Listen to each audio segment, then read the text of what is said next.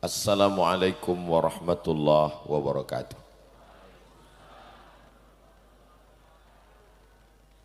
Jamaah Masjid Jami An-Ni'mah rukun-rukun. Tidak ada yang suka buat gara-gara. Saya tidak lagi berpantun karena sudah dihabiskan pembawa acara. Itu sekedar membalas saja. Apa kabar Bapak Ibu semuanya, sehat? Alhamdulillahi Rabbil Alamin. Allahumma salli ala Sayyidina Muhammad wa ala ali Sayyidina Muhammad.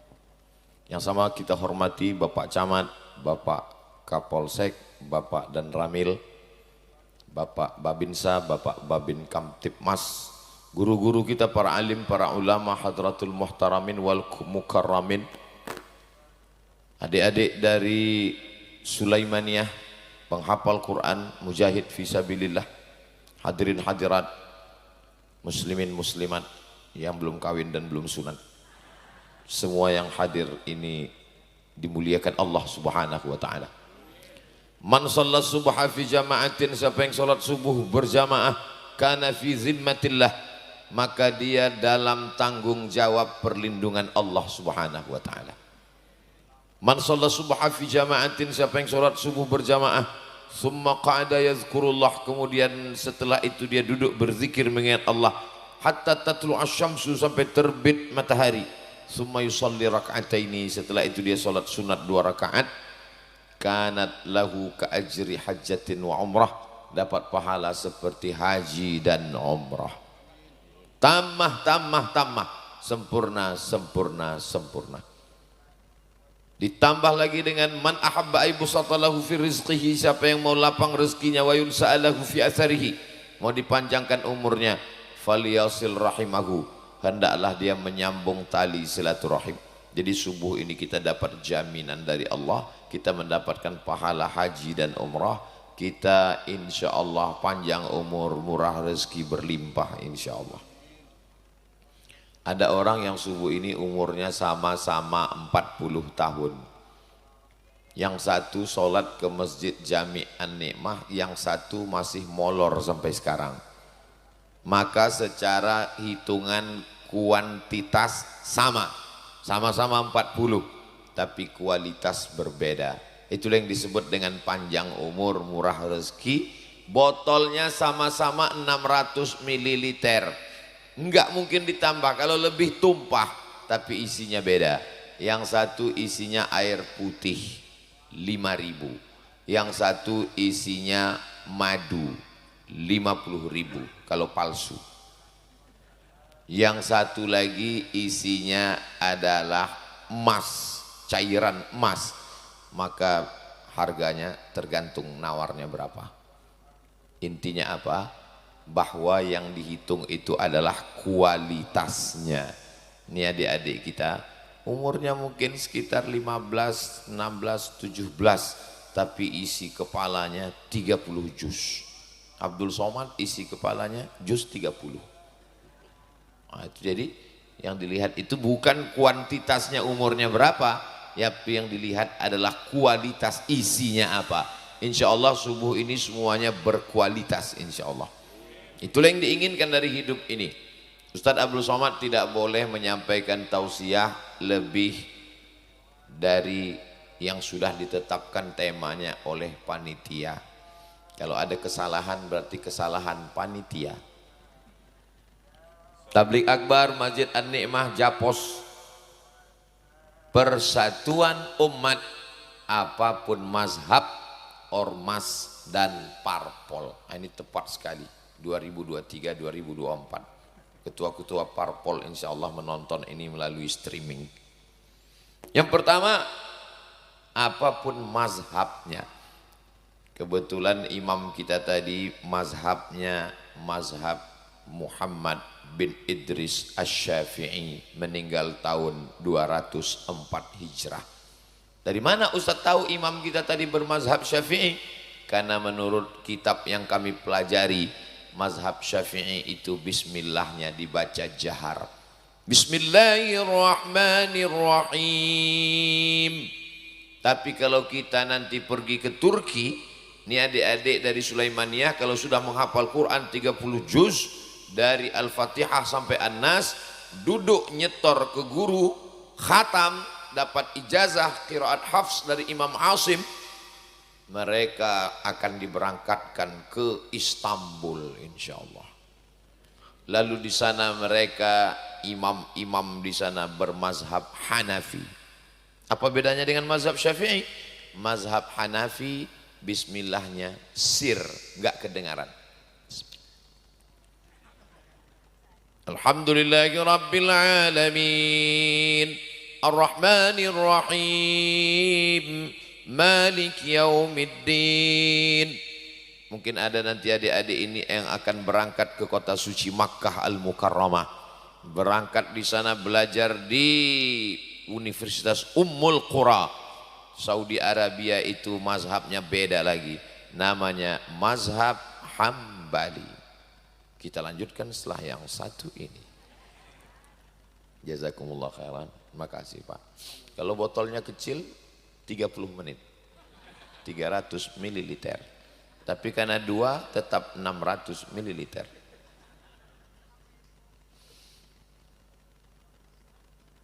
Ada. Sampai mana tadi hilang? Mazhab Hambali bismillahnya sir, sama dengan Hanafi. Makanya Imam Masjidil Haram, Imam Masjid Nabawi bacaannya sir. Alhamdulillahi rabbil alamin, Ar-Rahmanir Rahim. Sedangkan Maroko, tempat saya belajar, saya di Maroko dari tahun 2004 sampai 2006. Ustaz belajar di Maroko? Ya, dekat dari Maroke Pak Ustaz. Maroke itu di Papua, dari Sabang sampai Maroke. Sedangkan Maroko itu di Afrika Utara, Mesir, Libya, Tunisia, Aljazair, Maroko. Negeri yang terakhir, habis Maroko nyebrang Samudra Atlantik, sampailah ke Algeciras, nama pelabuhannya, dan itu negaranya namanya Andalusia. Banyak orang tidak tahu Andalusia. Tahu Andalusia? Enggak. Real Madrid, Barcelona? Tahu. Itulah dia Andalusia dulu. Sekarang berubah menjadi Spanyol. Di atasnya Portugal. Nama negaranya Portugal. Nama rakyatnya Portugis. Bedanya Pak Ustadz? Sama. Negaranya Portugal, orangnya Portugis. Portugal itu negara, bukan persatuan orang tua gatal. Di Maroko mazhabnya bukan mazhab Syafi'i, bukan mazhab Hambali, bukan mazhab Hanafi. Mazhabnya Maliki, Imam Malik bin Anas. Tunisia, Aljazair, Maroko, Andalusia, Mauritania, itu mazhabnya 100% Maliki. Bagaimana mazhab Maliki? Enggak pakai bismillah sama sekali. Allahu Akbar. Alhamdulillahi Rabbil Alamin.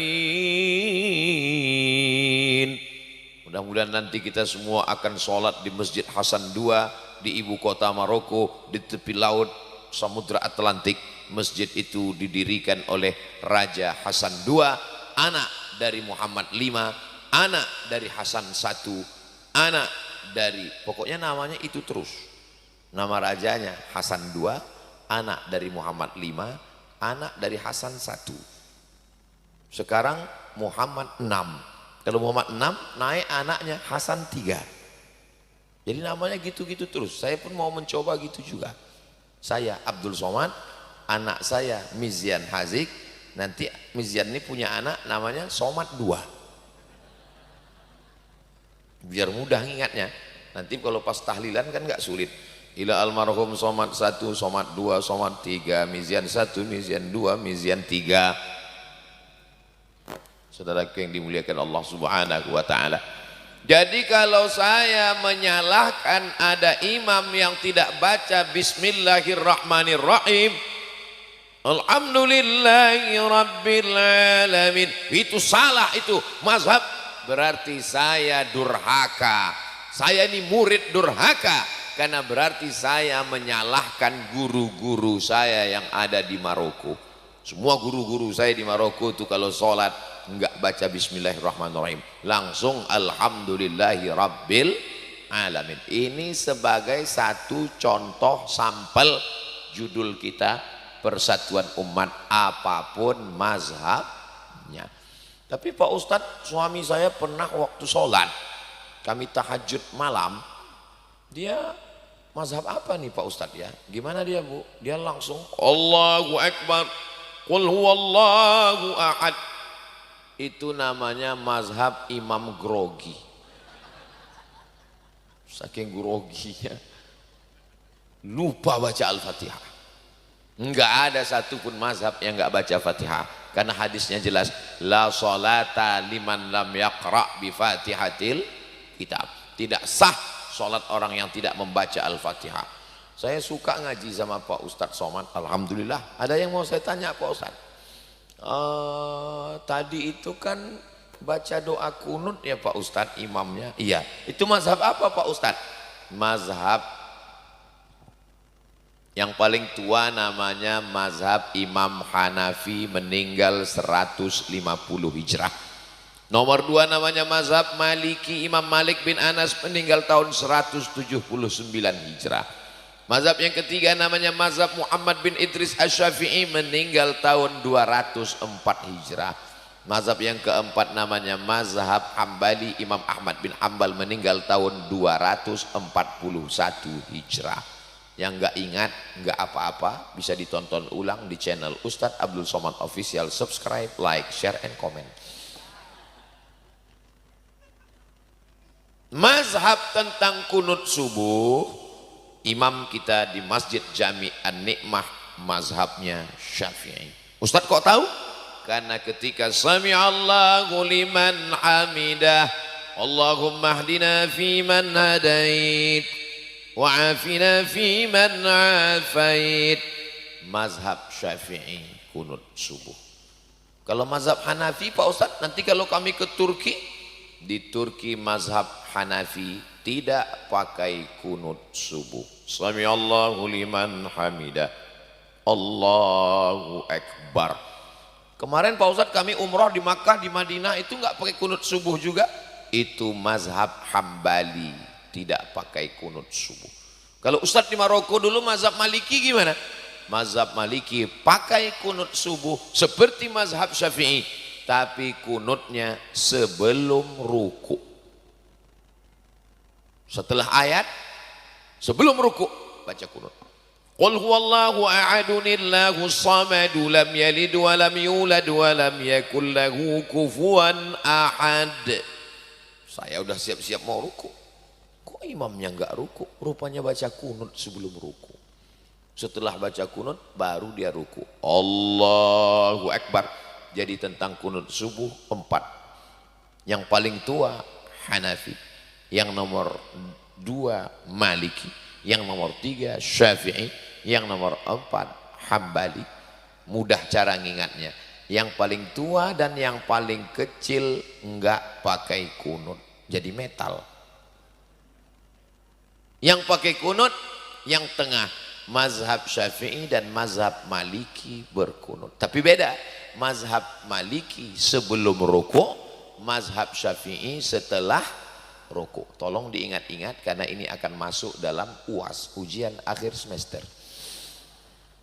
Salah sendiri, kenapa panitia ngasih judul ribet, jelimet, sulit, susah begini? Kalau mau ceramah yang simple sederhana, judul kita subuh ini adalah tentang sabar. Apapun yang terjadi kita mesti sabar. Sendal hilang, sabar. Suami hilang, katanya sabar. Ini menunjukkan Masjid Jami An-Nikmah ini masjid yang berkualitas. Kenapa? Karena yang mengajar di sini guru-guru kita semua. Al-Mukarram, Sahibul Fadilah, Ustadz Tengku Zulkarnain, Masya Allah. Beliau ditakdirkan Allah meninggal di kampung saya, Pekanbaru Riau, di bulan suci Ramadan tahun 2020. Kebetulan kami membangun pesantren Nurul Azhar. Setelah Nurul Azhar 500 meter belok kiri TPU Covid tempat beliau dimakamkan. Jadi nanti kalau jamaah Masjid Jami An-Nikmah ziarah ke makam beliau, insya Allah ketemu dengan Ustadz Abdul Somad. Kalau kebetulan saya nggak keluar kota. Ustadz keluarnya hari apa? Jumat, Sabtu, Ahad, Senin. Saya di sini sejak hari Jumat dan ini adalah hari Senin. Senin nanti saya akan pulang. Saya di luar tuh 3 malam. Malam Sabtu, malam Ahad, malam Senin. Nggak boleh lebih dari 3 malam. Kalau lebih nanti dikhawatirkan sudah buka cabang. Ibu setuju? Saya ngetes aja. Sampai mana tadi hilang bahan saya. Nah, lalu Pak Ustadz nanti kalau kami pulang dari Turki, sudah hafal Quran, kami belajar kepada mazhab Hanafi. Bagaimana sikap kami ketika diminta jadi imam di Masjid Jami An-Nikmah? Apakah kami pakai mazhab Hanafi karena guru kami di Turki bermazhab Hanafi? Atau kami tetap bermazhab Syafi'i karena Masjid Jami An-Nikmah ini bermazhab Syafi'i? Hanafi dan Syafi'i sama-sama ahlus sunnah, bukan ahlul bid'ah. Saya belajar di mazhab Maliki dan saya ketua masjid. Biar kurus begini ketua masjid. Dan saya jadi imam kalau sholat di masjid dekat rumah saya. Mentang-mentang baru pulang dari Maroko mazhab Maliki. Allahu Akbar. Alhamdulillahi Rabbil Alamin. Makmum yang di belakang udah mulai nyenggol temannya. Bismillahnya mana? Ghairil maghdubi alaihim waladdallin.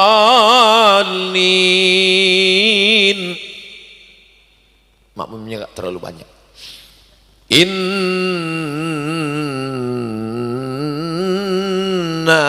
a'tainakal kautsar fasalli li rabbika wanhar inna syani'aka huwal abtar. Langsung saya baca kunut subuh. Mau pakai mazhab Maliki. Makmumnya 2 kali nyenggol. Apa ini? Selesai salam, gak sabar mereka salam. Assalamualaikum warahmatullahi wabarakatuh. Sesat. Mazhab Hanafi nggak salah, mazhab Syafi'i nggak salah. Yang salah adalah imam membawa mazhab lain ke tengah masyarakat yang sudah selama ini mengamalkan mazhab Syafi'i sehingga menimbulkan fitnah. Akhirnya masjid kacau balau, lintang pukang, tunggang langgang, kacau masjid. Akhirnya untuk mendamaikan masjid diundanglah Pak Kapolsek, Babinsa dan Babin Kamtipmas. Jamaah mulai ribut. Kata sebagian jamaah, sholat ini mesti kita ulang subuh ini, gak sah ini. Kata jamaah satu lagi, sudah sah ini. Akhirnya kacau balau. Tenang-tenang, kata Bapak Kapolsek, tenang. Sebenarnya sholat kita ini sudah sah karena imam tadi bermazhab Maliki. Bapak kok tahu? Saya dengar ceramah Ustadz Somad. Inilah pentingnya polisi, polsek, babinsa, babin kaptipmas mengerti perbedaan mazhab supaya kalau terjadi kekacauan dia bisa menenangkan bukan dengan pistolnya tapi dengan ilmunya. Setelah dia jelaskan semuanya tenang. Yang salah ini siapa Pak Kapolsek? Yang salah ini adalah imamnya. Loh, kok saya yang salah? Sudah tahu masyarakatnya bermazhab Syafi'i, kenapa dibawa mazhab lain? Orang yang awam gak ngerti akhirnya menimbulkan fitnah. Kalau masyarakat udah dijelaskan mazhab gak juga ngerti, cabutlah Pak, tembakkan ke atas. Macam-macam, tembak kepalanya. Setuju? Jangan. Mati dia kalau ditembak. Saudaraku yang dimuliakan, jamaah main setuju-setuju aja. Ini beberapa contoh perbedaan mazhab di tengah masyarakat. Jadi adik-adik saya tadi mau nyebut anak, tapi kok perbedaan kami nggak terlalu jauh gitu. Cuma beda-beda berapa tahun aja. Jadi adik-adik saya sekalian, silakan kalian belajar ke Turki, hafal Quran di sana 30 juz, belajar qiraat Hafs an Asim, belajar qiraat Warsh, belajar qiraat Qumbul, belajar qiraat Ibnu Katsir. Kalau di Indonesia qiraatnya qiraat Hafs an Asim. Kalau di Maroko qiraatnya Warsh. Bedanya Pak Ustaz? Ar-Rahmanir Rahim, Maliki Yaumiddin. Qiraat Hafs, kita begitu. Kalau di Maroko enggak. Ar-Rahmanir Rahim, Maliki Yaumiddin. Pendek. Kalau qiraat Hafs, alladzina yu'minuna bil ghaibi wa yuqimuna shalah. Kalau qiraat Warsh, alladzina yu'minuna bil ghaibi wa yuqimuna shalah. Saya dikit-dikit tahu qiraat Warsh karena guru Warsh, bukan Waras. Saya tahu dikit-dikit karena guru kami dulu di sana bacanya begitu kalau sholat. Tapi sekalipun nggak pernah saya pakai di masjid dekat rumah saya. Kalau saya mau petantang-petentek bisa. Ar-Rahmanir Rahim, Maliki Yaumiddin. Ya maulah. Alladzina yu'minuna bil ghaibi wa yuqimuna shalah. Apa ini katanya? Jangan membuat sesuatu yang aneh sehingga menimbulkan keresahan. Tapi kalau dalam pengajian untuk menjelaskan, apalagi ada tanya jawabnya, boleh sebagai keilmuan. Ini penting, apalagi saat genting-genting, apalagi saat berbagai macam kekacauan di akhir zaman, fitnah yang luar biasa.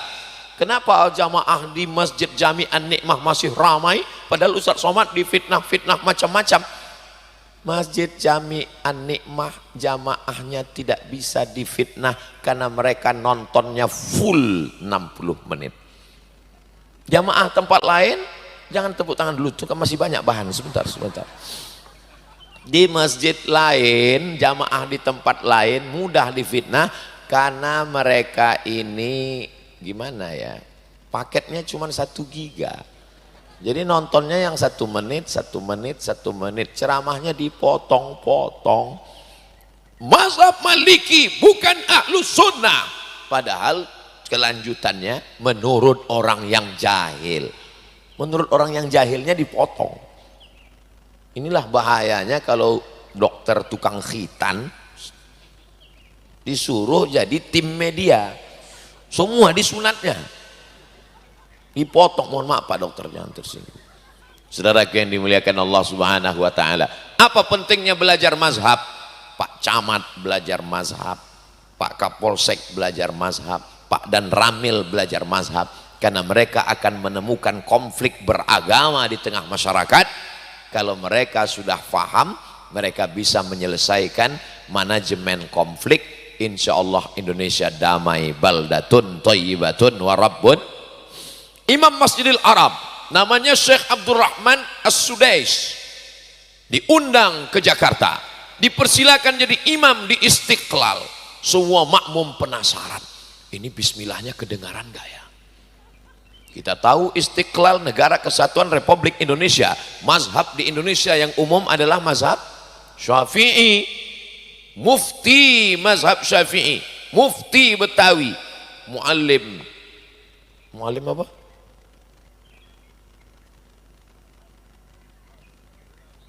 Mufti Betawi Syekh Utsman bin Yahya Al-Batawi. Lalu kemudian dari kalangan Betawi adalah muallim, bukunya 100 masalah agama. Saya melihat buku itu di Brunei Darussalam. Muallim Syafi'i Hazami. Sampai-sampai ada satu Habib dari Yaman datang menemui beliau untuk mengambil sanad-sanad kitab mazhab Syafi'i. Beliau berkeliling Jakarta, majelisnya dalam 1 bulan lebih 40 majelis, dan dia tidak tablik akbar, dia membacakan kitab-kitab. Mudah-mudahan adik-adik kita ini ke depan mereka hafal Quran dan membacakan kitab-kitab mazhab Syafi'i insyaallah. Dari mulai kitab Matan Takrib, khatam Matan Takrib, naik Fathul Qarib, habis Fathul Qarib naik ke atas macam-macam kitab sampai ke I'anatut Talibin, habis itu dia bacakan kitab Al-Mahalli, besar sekali, habis itu dia bacakan kitab Al-Majmu' Syarah Muhazzab. Apa bisa saya ngajar kitab ini khatam sampai meninggal Pak Ustadz? Dua kemungkinan, kamu yang selesai atau kitabnya selesai. Kalau tidak selesai, insya Allah dilanjutkan oleh generasi yang akan datang, insya Allah. Amin. Nanti kalau Ustadz Somad meninggal gimana Pak Ustadz? Siapa yang menggantikan? Hari ini kita tidak perlu khawatir. Inilah yang di depan ini calon-calon ulama ahlus sunnah wal jamaah, insya Allah. Ibu-ibu kalau mau cari menantu yang soleh, booking dari sekarang, sebelum diambil orang Turki. Sekarang ibu boleh senyum disangka bercanda, nanti begitu mereka pulang membawa gadis Turki, nangis Bombay. Baru pulang dari Istanbul ya? Iya bu. Hafal Quran? Sudah. Tamat dari Sulaimaniyah? Iya. Nikah dengan anak ibu ya? Mohon maaf bu, saya sudah menikah. Makanya dari sekarang di booking. Setuju ibu-ibu? Aduh, nggak semangat dia. Idza ja'akum man tardawna dinahu, kalau datang ke rumahmu anak muda yang kamu suka agamanya, wa khuluquhu, baik akhlaknya, agamanya bagus, terkejut anak. Ustaz kalau ceramah jangan teriak-teriak. Oke, saya bisa ceramah lembut. Kalau datang ke rumah kamu ada seorang anak muda, agamanya baik, akhlaknya baik, fazawijuhu, nikahkan dengan anak. Ini anak-anak yang baik-baik, anak-anak muda yang soleh-soleh. Apa nama grup hadrohnya dek? Belum punya nama? Ada? Hah? An-Ni'mah. Masya Allah. Hidup ini yang kita cari adalah nikmah. Mohon maaf Ustadz, itu nama istri saya. Kita jamaah. Hidup ini yang mau kita cari itu adalah nikmah. Alhamdulillahilladzi an'amana bi ni'matil imani wal islam. Ustadz, nikmat itu mobil ya? Mobil bisa jadi nikmat, bisa jadi laknat. Mana bedanya mobil nikmat kalau laknat? Kabarnya Pak Ustadz kalau mobil nikmat itu kalau mobil baru. Kalau mobil second laknat. Dipencet klakson keluar air. Bukan masalah baru atau lamanya, bukan masalah mahal atau murahnya. Mobil yang dibawa ke masjid sholat berjamaah itu mobil nikmat. Tapi mobil yang melalaikan dari rumah Allah sampai enggak sholat itu mobil laknat. Jelas? Alhamdulillah Ustaz Somad, kami di Masjid Jami' An-Ni'mah ini enggak pernah ada konflik mazhab. Dulu memang kelahi Pak Ustadz, antara kelompok ini mengatakan kunut subuh bid'ah, yang satu mengatakan enggak kunut, enggak sah. Alhamdulillah sekarang udah enggak ada kelahi lagi Pak Ustadz. Kenapa? Karena sama-sama enggak sholat subuh.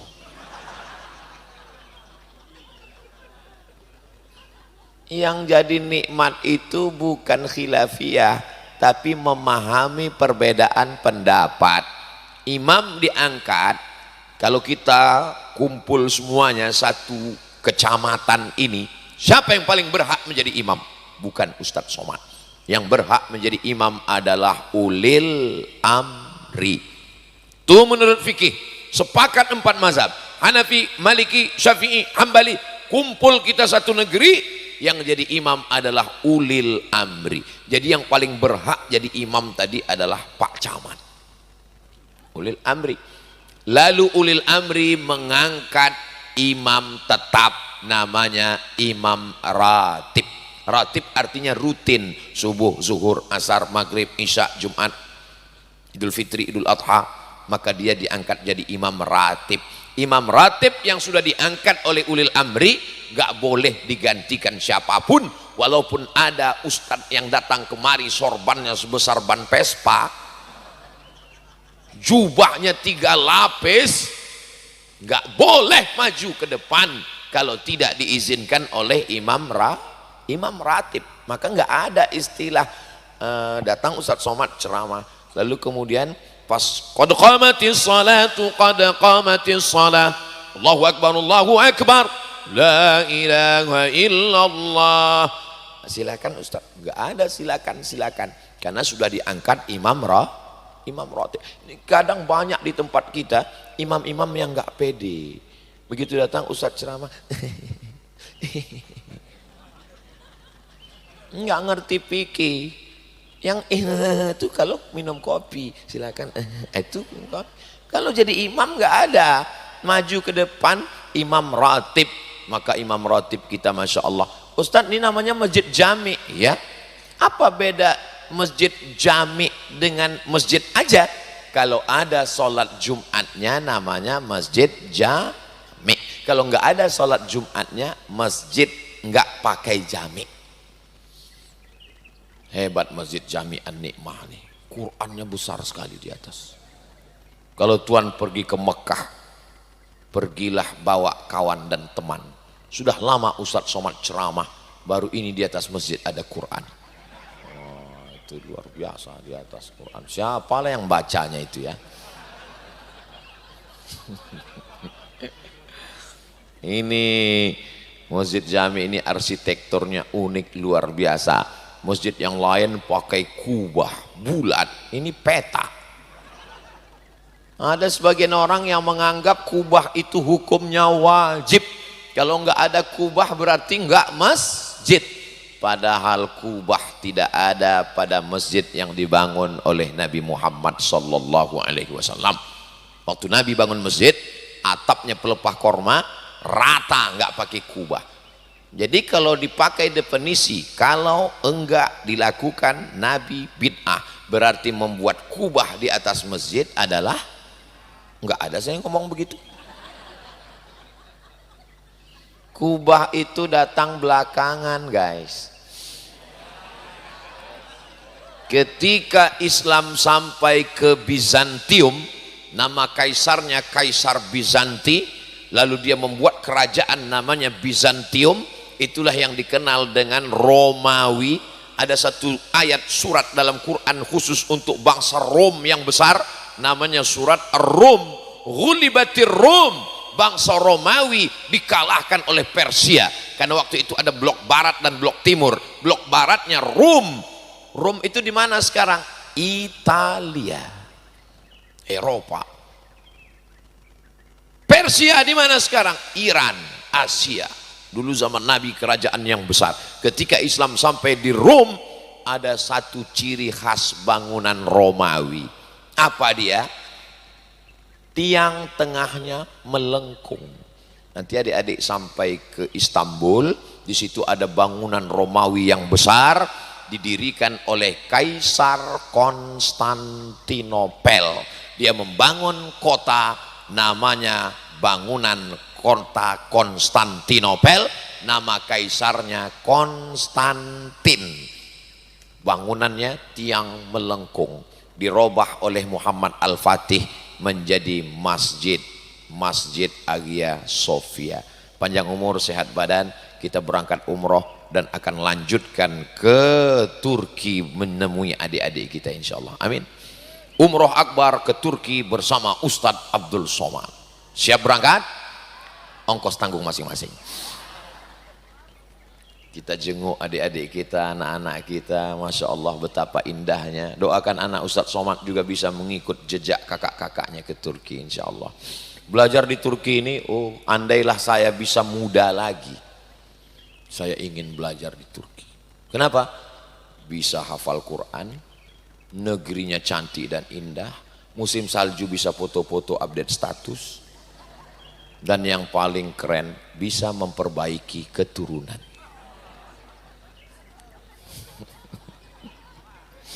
Jadi Ustadz nyesal nih ketuaan. Ya kalau kita nggak bisa, anak kita kan bisa insya Allah. Takbir! Sekalian akan berjihad di Turki nanti insya Allah. Maka bangunan dengan tiang melengkung itulah disebut dengan kubah. Batunya disusun. Nanti kalian akan melihat adik-adik, batu yang disusun menjadi tiang melengkung. Karena kalau tiangnya melengkung, nggak ada tiang di tengah. Kalau nggak ada tiang di tengah, sholat nggak putus. Islam ini mengambil arsitektur yang cantik dan indah, walaupun datang bukan dari orang Muslim, bukan dari orang Islam. Jadi kalau ada komen-komen di Instagram, somat, jangan pakai sepeda motor, motor itu bukan orang Islam yang buat.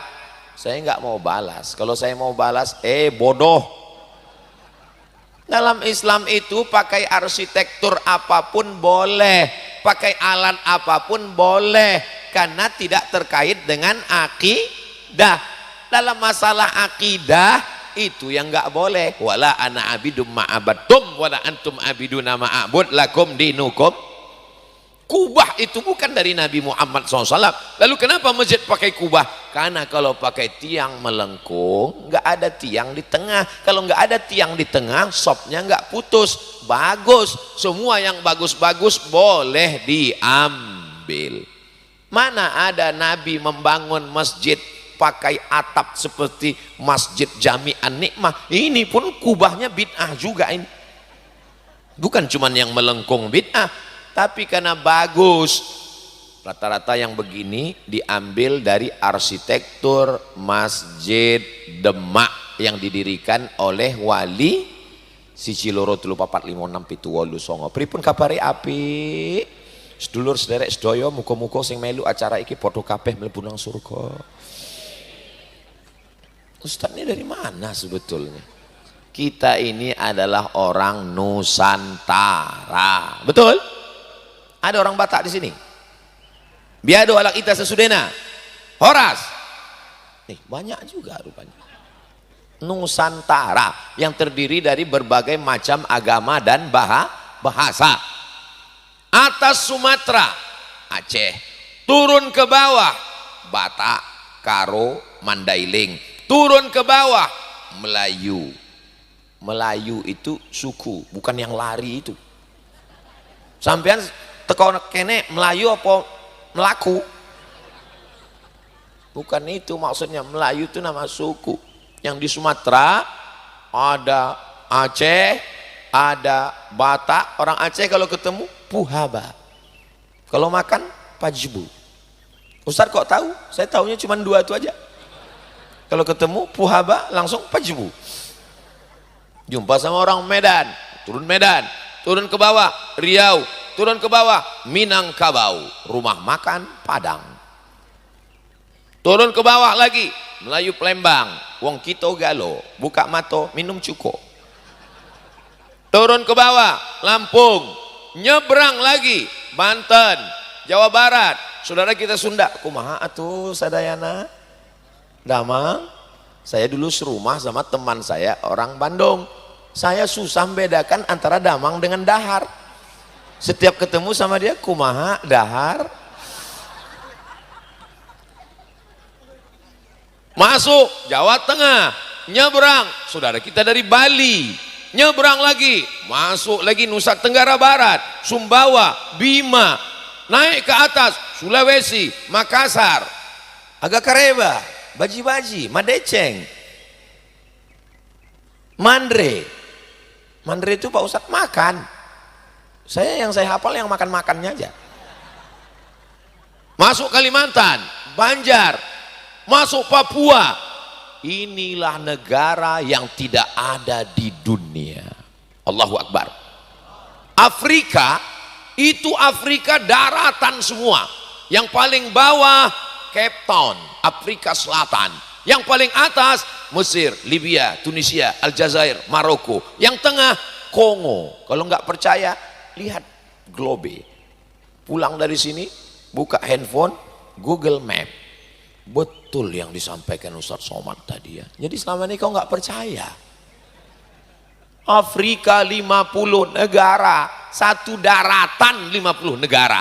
Itu tanah semua itu Afrika. Tapi kita Indonesia, Sumatera, Kalimantan, Sulawesi, Papua, pulau ribuan bisa satu negara, bineka tunggal ika. Yaman, Saudi Arabia, naik ke atas Yordania, Palestina, Suriah, Lebanon, Mesir, Libya, Tunisia, Aljazair, Maroko, Mauritania, Liga Arab 22 negara, bahasanya satu tapi negaranya 22. Kita bahasanya di Papua aja ada 300 bahasa. Sesama saudara kita di Papua ngomong nggak ngerti karena bahasanya beda, tapi ada yang menyatukan kita, yang dipakai adalah bahasa Indonesia, berasal dari bahasa Melayu Riau, kampung saya. Coba dulu kalau Bung Karno mempertahankan egonya, kata Bung Karno, aku iki wong Jawa, maka seluruh Indonesia mesti bahasa Jawa. Apa enggak pusing kami belajar bahasa Jawa?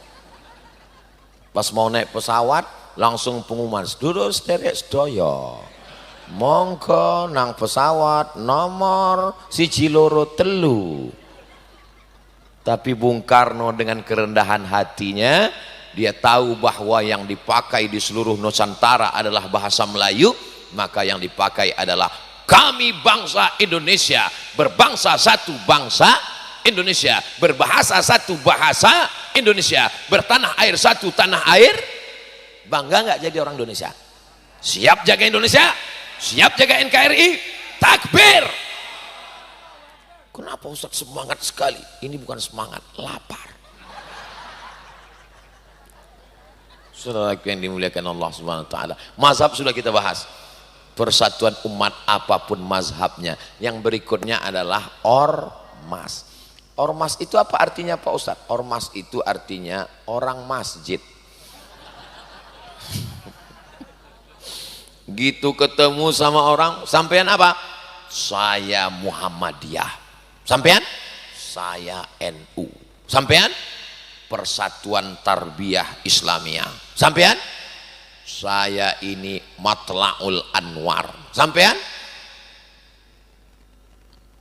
Jadi saya Abdul Somad pernah ditanya sama seseorang, Ustadz Somad ini ormasnya apa? Kenapa Bapak nanya? Karena setelah kami cek, Ustadz masuk dalam sekretaris lembaga Bahsul Masail Nahdlatul Ulama Provinsi Riau 2009 sampai 2014. Di NU Ustadz sekretaris Bahsul Masail. Memang betul saya bilang.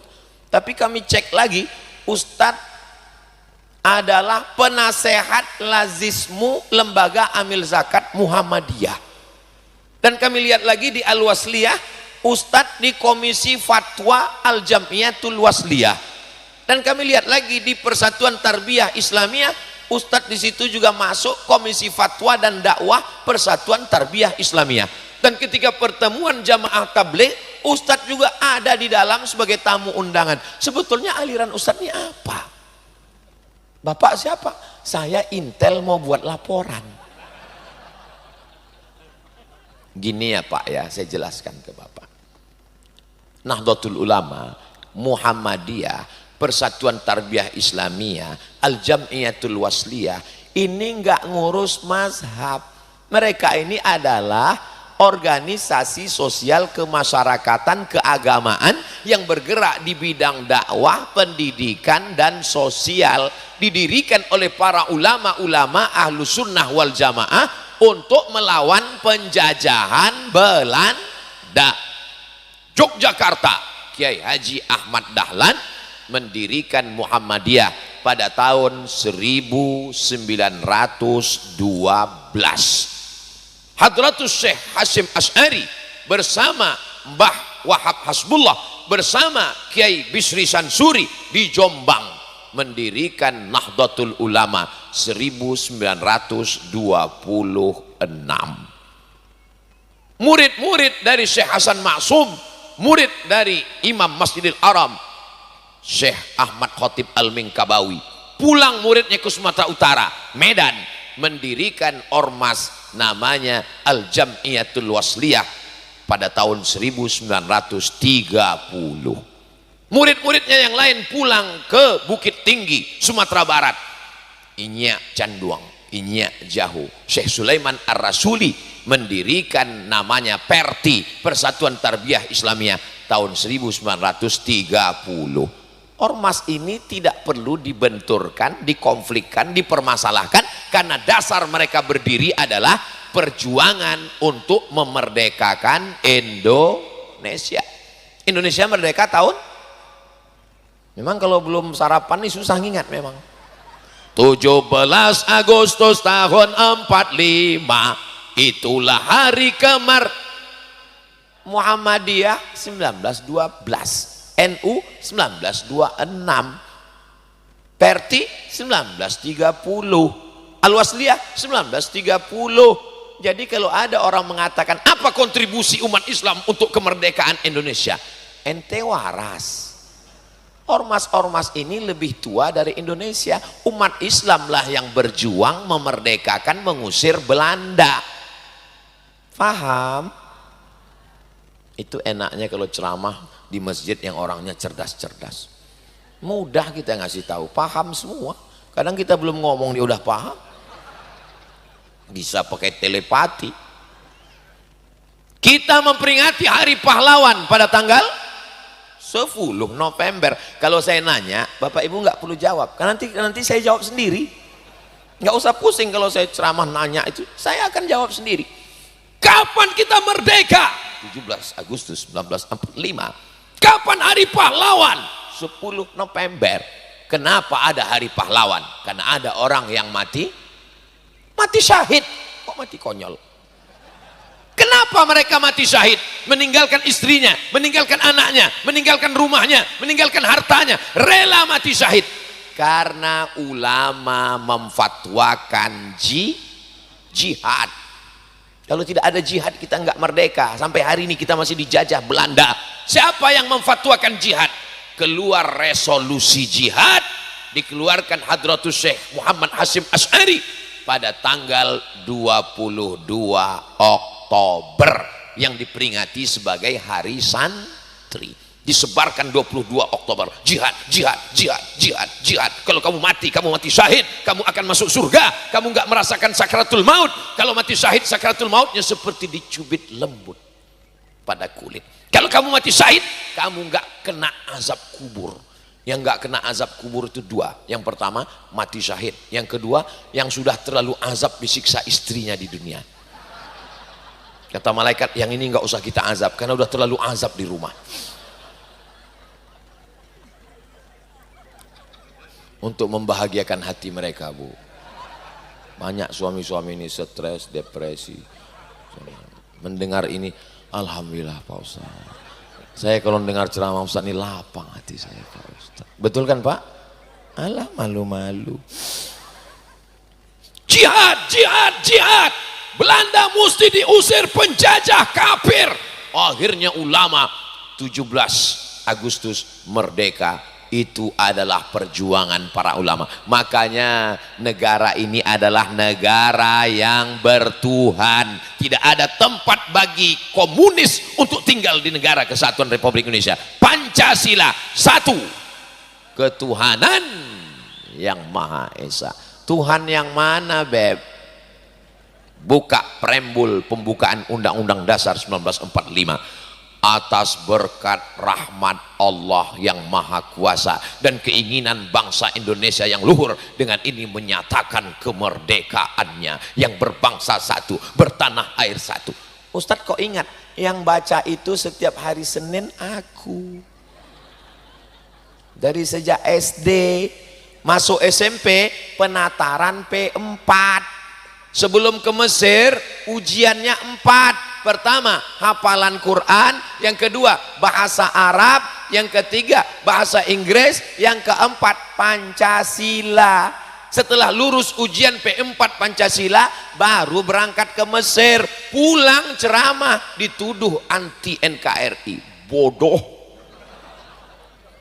Yang masuk ke hutan-hutan pedalaman Riau masang bendera merah putih, yang upacara bendera mengajarkan anak-anak suku pedalaman lagu kebangsaan itu siapa? Jawablah. Buka itu Google, tulis Abdul Somad, tulis di Google Abdul Somad masuk hutan mengajarkan anak pedalaman upacara mengerek bendera Pancasila. Kita cinta dengan negeri ini, maka kita jaga persatuan. Mazhab selesai. Berikutnya ormas selesai. Yang terakhir ini yang paling berat, parpol. Ini banyak ini sekarang jamaah yang bingung. Gimana nih Pak Ustadz? Kenapa Ustadz biasanya putih-putih, peci putih, hari ini kok beda? Pecinya merah, sorbannya biru, kain sarungnya oranye. Ini namanya koalisi menjelang pemilu. Supaya orang nggak bisa klaim-klaim. Ini sebelum 2023, 2024 ini hati-hati, banyak jebakan Batman. Sebelum datang tablik akbar, hati-hati, lihat dulu tendanya warna apa, mejanya warna apa, karpetnya warna apa. Orang nggak bisa mengelompokkan saya warna-warna karena saya datang dengan warna-warni sekarang. Tapi bukan LGBT. Saudara yang dimuliakan Allah SWT, semua partai-partai itu didirikan berdasarkan negara demokrasi. Kita tidak lagi tinggal di kerajaan Majapahit yang menganut monarki. Kalau bapaknya meninggal, anaknya jadi raja, anaknya meninggal, cucunya jadi raja. Kita tidak tinggal kesultanan Islam Sumatera, Melayu Delhi, Siak Sri Indrapura, Kerajaan Makassar. Kita tinggal di negara kesatuan Republik Indonesia sejak 1945 memakai sistem demokrasi. Dalam dunia demokrasi, yang berkuasa bukan monarki raja, yang berkuasa bukan sultan, kedaulatan tertinggi di tangan rakyat. Presiden, wakil presiden, gubernur, wali kota, bupati, siapa yang ngangkat? Rakyat. Maka kalau begitu yang paling hebat di negeri ini adalah rakyat. Yang punya suara rakyat, yang milih rakyat, yang dipilih. Itulah yang gambarnya mulai nanti naik ke tiang listrik, pohon-pohon. Jangan mau tertipu dengan money politik.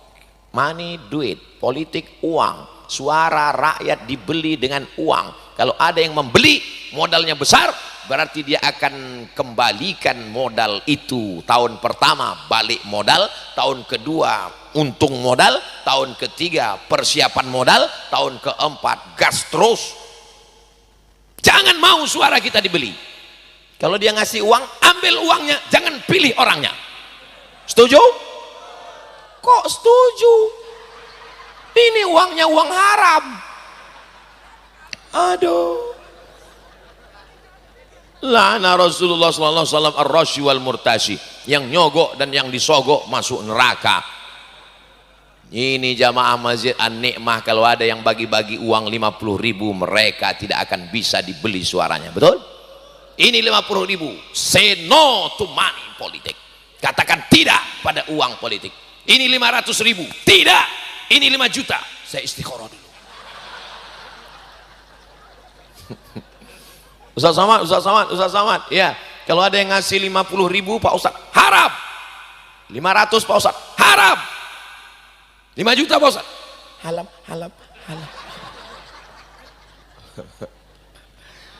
Gimana sebetulnya hukumnya Pak Ustaz? Sebenarnya ini haram, tapi daripada diambil orang lain. Betul kan Bu? Iya katanya. Jangan rezeki. Kapan lagi? Ini kan arisan 5 tahunan sekali.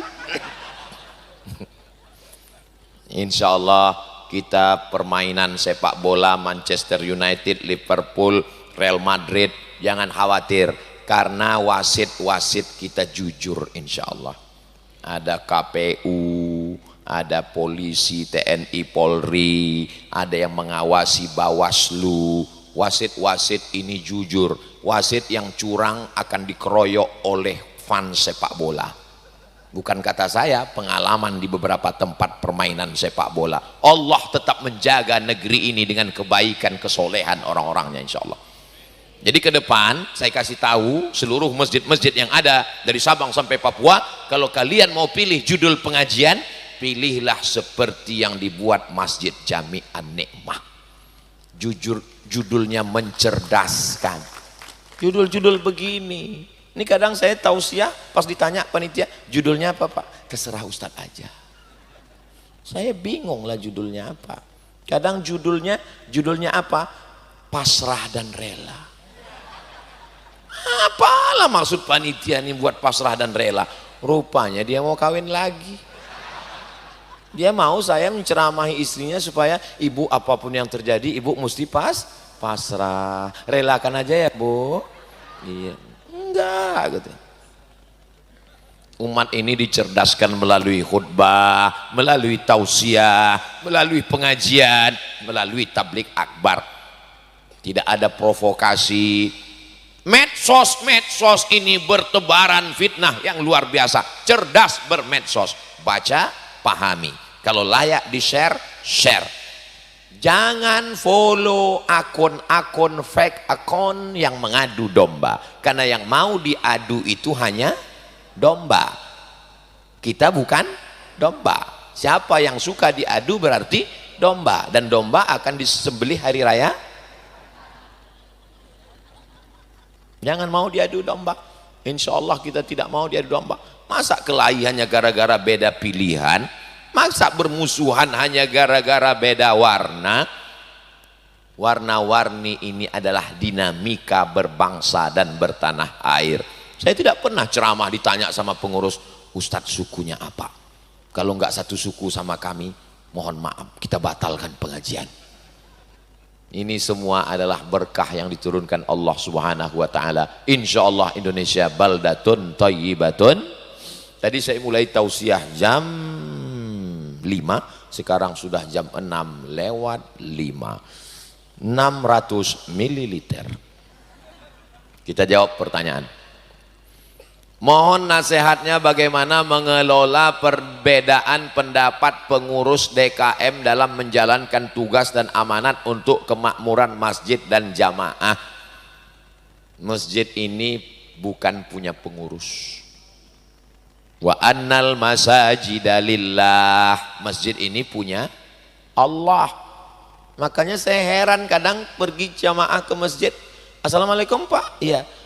Ketua masjid yang dulu yang Mas meninggal masih ada Pak Ustadz. Dulu kan yang bawa saya ke masjid ini ketua masjid kan. Iya. Sekarang mana? Sejak nggak terpilih nggak pernah ke sini lagi Pak Ustadz. Loh. Menjadi pengurus masjid itu adalah amanah, bukan jabatan, bukan kekuasaan. Menjadi pengurus masjid itu ngurus rumah Allah, ngurus hamba Allah. Maka niatnya mesti lillah. Kalau enggak lillah cuman dapat lelah. Maka mesti buat baju kaos lelahku lillah.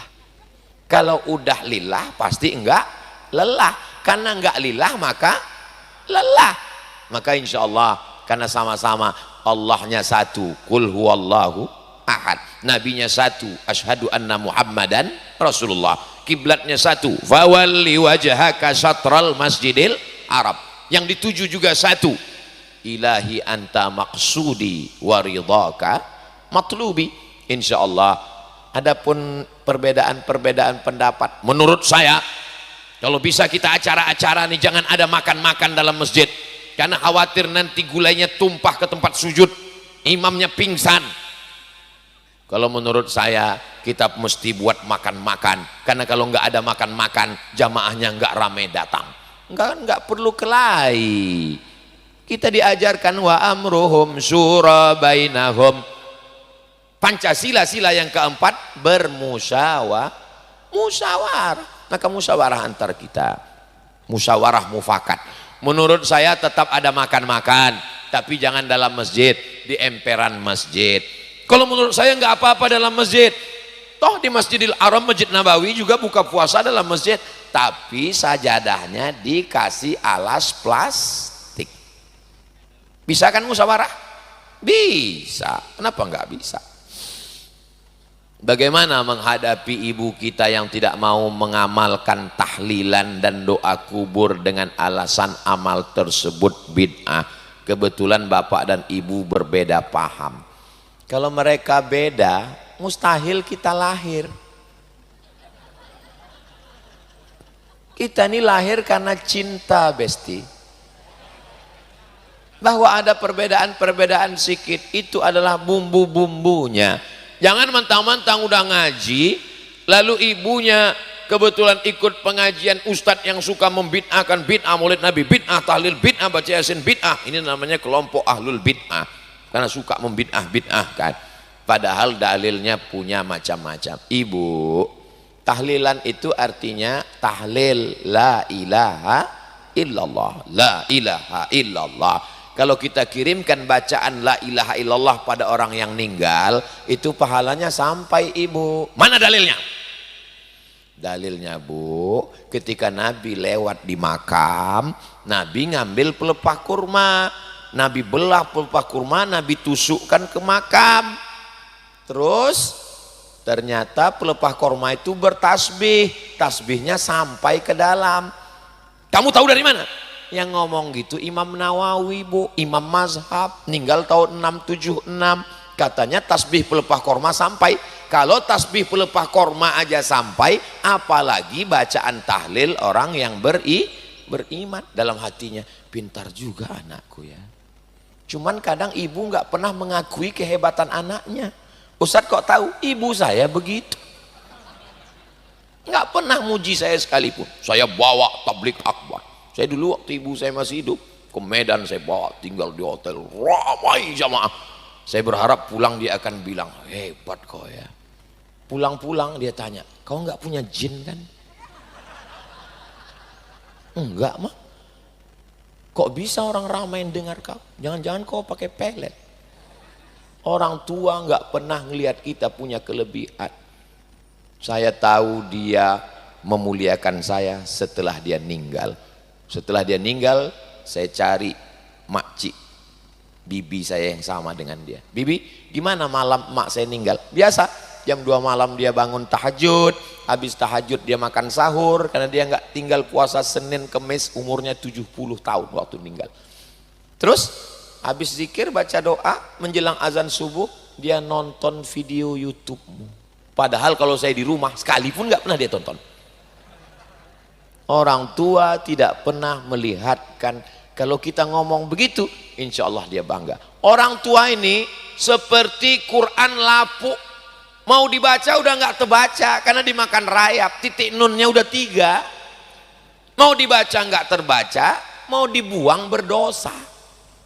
Bagaimana sikap kita terhadap Quran lapuk? Simpan-simpan aja sampai hilang sendiri. Maka kalau kamu punya ibu, apa? Jangan mentang-mentang udah ngaji pulang dari sini, mama nggak bisa begitu. Jangan ajari dia ngomong, karena yang ngajari kamu ngomong. Kalian yang masih punya ibu, Ustadz dulu cita-citanya pernah jadi profesor, pernah jadi doktor, pernah jadi ustadz yang ceramah depan orang ramai. Cita-cita saya cuma satu, membahagiakan orang tua. Adik-adikku sekalian, kalian cita-citanya cuma satu, bahagiakan ibumu, bahagiakan ayahmu, insya Allah hidupmu bahagia dunia akhirat. Jelaskan baik-baik dengan dia, insya Allah dia akan menerima. Kita kesulitan ngajak anak yang remaja dewasa sholat ke masjid. Bagaimana cara jitu mendidik anak sholat pergi ke masjid, Pak Ustadz? Hari ini anak-anak udah sekolah ya, pulangnya jam berapa? Jam 5. Oke, nanti malam jalan ke mall jangan, sekali-sekali nggak apa-apa. Terus nanti malam kemana Pak Ustadz? Ke rumah sakit. Bawa dia ke rumah sakit, ke ruang ICU. Nah, ini ruangnya ICU. Salah ma, ini kan ICU. Oh iya, ICU itu artinya nak, ICU you don't see me. Kenapa begitu? Karena orang di ruang ICU itu matanya terpejam semua. Itu maknanya ICU you don't see me. Aku ison dulu sampean, sampean orang ison dulu aku. Nanti sampai masanya kamu akan begini. Sekarang kamu remaja, gagah perkasa, cantik jelita. Sampai masanya kamu jelita jelang 50 tahun. Sampai masanya nanti kamu akan top, tua, ompong, peot. Mohon maaf jangan tersinggung. Mendengar ceramah Ustadz Somad kuncinya jangan tersinggung, karena beberapa jamaah yang tersinggung pulang meninggal. Nanti sampai masanya kamu akan tua, Mau nggak mau, suka nggak suka, resiko muda adalah tua. Kalau nggak mau tua, jangan muda. Semua yang muda pasti tua. Yang tua-tua pernah enak kalau ceramah depan orang yang cerdas, nyambung semuanya. Nanti dia akan berpikir, anak-anak nggak bisa dimarahi, kamu mesti sholat. Nggak bisa. Kalau ada yang meninggal, bawa dia sampai ke tempat pemakaman. Di pinggir jenazah, tunjukkan dia, tempatmu nanti di sana nak. Dia pun berbisik, papa juga. Kita semua akan ke sana. Rumah yang papa bangun besar ini akan tinggal nak. Mobil papa itu juga akan tinggal, karena kredit baru 3 bulan. Mama apa? Mamamu juga nggak akan mau ikut papa. Tapi kata mama sih hidup semati, dia cuma bersandiwara. Betul kan Bu? Betul kata mereka. Kita semua akan mati. Orang kaya mati, orang miskin mati. Bapak polisi, bapak TNI, bapak camat, ASN, pegawai, korpri, kalau mati bajunya diganti dengan kain kafan. Kalau bangun nanti malam, mati lampu, pegang ujung kain, masih ada jahitannya, masih alhamdulillahilladzi ahyana ba'da ma amatana wa ilaihin nusyur. Tapi nanti kalau tiba-tiba gelap, buka mata, pegang ujung nggak ada jahitannya, berarti sudah kain. Waspadalah. Mati lampu, pegang ujung nggak ada, tiba-tiba datang penanya, marabuka. Kita semua akan mati menghadap Allah Subhanahu wa ta'ala, maka siapkan bekal. Insya Allah anak-anak ini nggak usah terlalu banyak ceramah. Tapi kalau ke masjid Pak Ustadz, perlu dibuatkan khusus kajian Sabtu subuh, Ahad pagi, khusus anak muda. Yang tua-tua minggir. Anak muda ini nggak usah terlalu banyak ceramah, mereka perlu dialog interaktif. Narasumbernya panggil ibu dokter, panggil bapak kapolsek, panggil bapak dan ramil, panggil BNN, Badan Narkotika Nasional. Insya Allah bapak dari kapolsek, dari dan ramil mau datang. Kalau nggak percaya, hubungi segera. Nanti dudukkan mereka depan masjid, anak-anak muda. Tema kita pada pagi hari ini adalah bahaya narkoba. Berikut ini narasumber yang pertama untuk Bapak Kapolsek. Silakan Pak Kapolsek. Narkoba ini berbahaya. Jadi siapapun pengedar, pemakai akan kami tembak, bam, mati. Gitu ya Pak ya. Iya. Berikut ini dari Bapak dan Ramil. Kami sebagai benteng pertahanan negara kesatuan Republik Indonesia menjaga perbatasan-perbatasan, pulau terluar perbatasan, kita jaga dari musuh-musuh. Maka narkoba juga adalah musuh kita. Maka siapa yang mengedar narkoba merusak generasi bangsa, tidak ada solusi lain. Bam, mati. Mungkin Ibu dokter agak lembut sedikit. Silakan Ibu dokter. Narkoba ini, ya saya sebagai dokter yang selama ini mendalami, narkoba ini memang bahaya. Resikonya kalau nggak sakit, gila, mati. Mungkin Ustadz sebagai ulama kita pelipur lara bisa menenangkan hati kita. Bagaimana narkoba nih Pak Ustadz? Innamal khamru, khamar, wal maisir, judi, wal ansab, menyembelih binatang untuk berhala, wal azlam, mengundi nasib, rijusun, najis, min amali syaitan, perbuatan setan, fajtanibu, jauhi. Dan bagi pengedar dan pemakai narkoba tidak ada hukuman lain, pancung kepalanya. Waduh, ternyata nggak ada. Mereka sangka tadi Ustadz, insya Allah kita maafkan aja. Nggak ada maaf bagimu. Jadi anak-anak ini minta, saya nanya ini ke anak-anak muda, kenapa kalian nggak mau ke masjid? Sebenarnya kami mau ke masjid Pak Ustadz, cuman kami dari ceramah mulu bosan. Ceramahnya malam ini kajian kita berjudul malam pertama di alam kubur. Horor terus Pak Ustadz.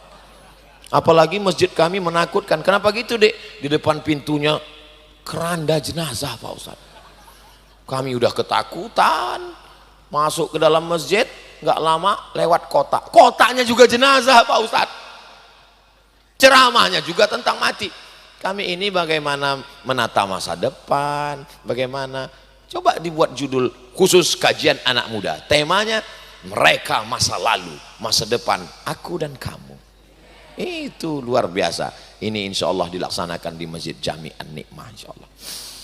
Bagaimana sikap kita terhadap teman yang fanatik dengan pemimpin tertentu atau teman yang berbeda aliran? Contohnya salafi. Sampai di titik mana kita bisa berdiskusi dan menghindari menyudahi perdebatan. Kita tidak bisa paksa orang ikut kita. Afa anta tukrihun nasa, apakah kamu paksa orang?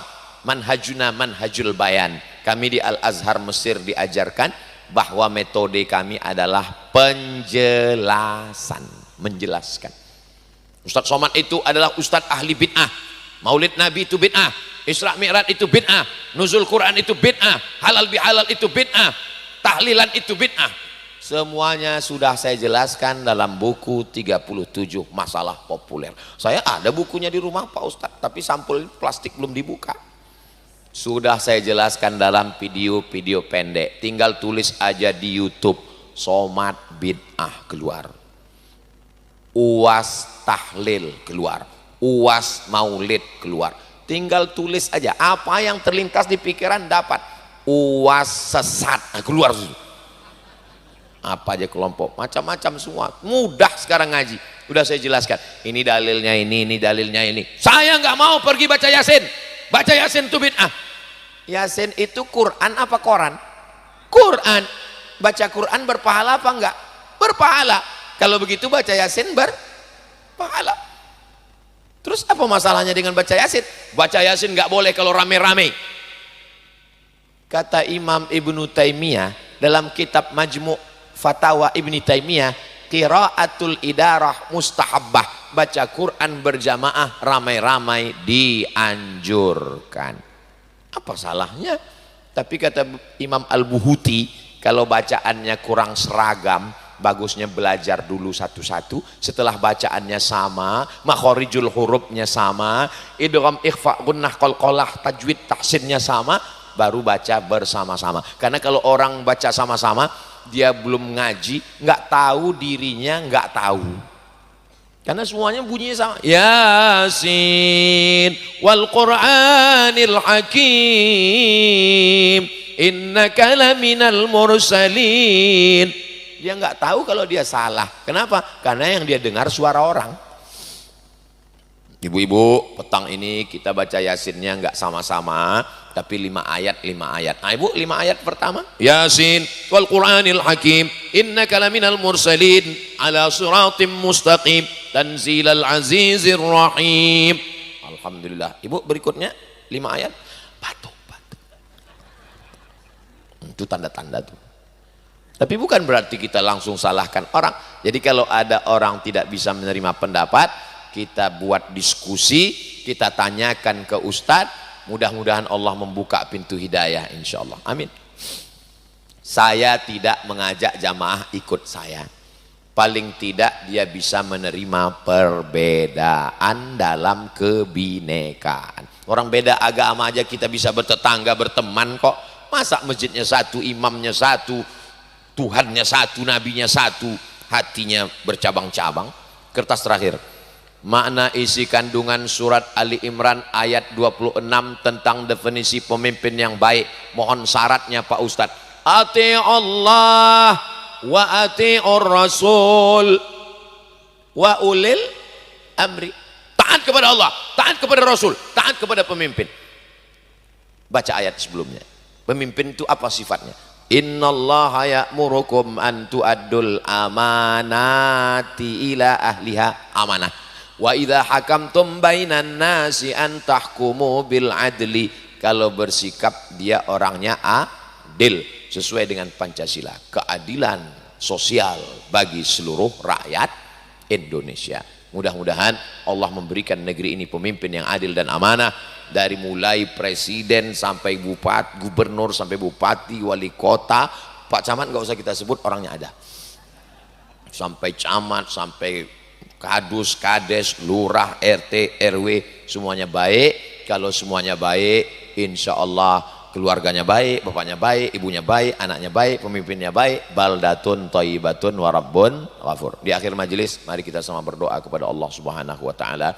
Mudah-mudahan Allah menjadikan kita orang yang bertakwa, anak-anak kita penghafal Quran mujahid fisabilillah, keluarga kita sakinah mawaddah warahmah, pemimpin kita adil dan amanah, negeri kita baldatun thayyibatun wa rabbun ghafur. Ala hadhihi niyyah, untuk niat yang baik ini. Al-Fatihah. A'udzubillahi minasyaitonir rajim.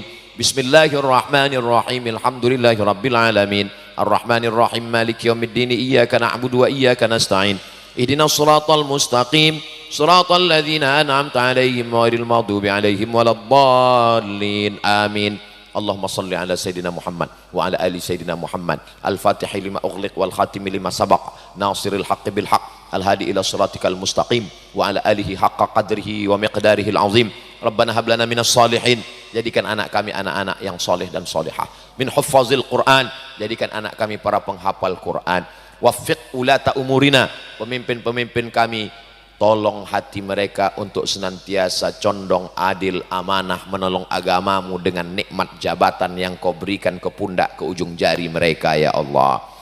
Allahumma anzilir rahmata wassalamata wal barakata ala hadhil jamaah. Turunkanlah keselamatan, kerahmatan, keberkahan kepada seluruh jamaah yang hadir di Masjid Jami' An-Nikmah ini. Amin. Ya Allah. Amin. Sahih ajsadana, sehatkan badan kami. Ishfi mardana, saudara kami yang sakit-sakit, angkat penyakitnya ya Allah. Amin. Warham mautana, yang sudah meninggal dunia, lapangkan kuburnya, selamatkan dari azab kubur ya Allah. Amin. Ya Rabbi bil Mustafa balligh maqasidana waghfir lana ma madha ya wasi'al karami. Rabbana hablana min ladunka dzurriatan thayyibah. Anak cucu keturunan kami sampai hari kiamat, orang-orang yang menegakkan salat, anak-anak yang mampu membayar zakat, berhaji, berumrah, yang selalu mengirimkan kami doa-doa hingga akhirnya kami berjumpa di surga Jannatul Firdaus bersama Nabi Muhammad sallallahu alaihi wasallam. Amin. Rabbana fir lana dzunubana, ampunkan dosa kami, wali abaina ayah kami, wali ummahatina ibu kami, wali azwajina pasangan hidup kami, wali man hadarana semua yang hadir di majelis ini, wali zu'amaina pemimpin-pemimpin tokoh masyarakat, alim ulama, guru-guru kami, wali man ahsana ilaina orang-orang yang sudah berbuat baik pada kami, kami belum mampu membalasnya, balas dengan kebaikan ya Allah. Rabbana atina fid dunya hasanah wa fil akhirati hasanah wa qina adzabannar. Wa sallallahu ala sayyidina Muhammad wa ala alihi wa sahbihi wasallam walhamdulillahi rabbil alamin. Taqabbalallahu minkum minna wa minkum taqabbal ya karim. Terima kasih segala perhatian, mohon maaf segala kesilapan dan kekhilafan, jaga ketertiban dan kebersihan. Saya tutup dengan pantun penutup, menangkap puyuh di Bukit Selasih. Thank you dan terima kasih. Wassalamualaikum warahmatullahi wabarakatuh.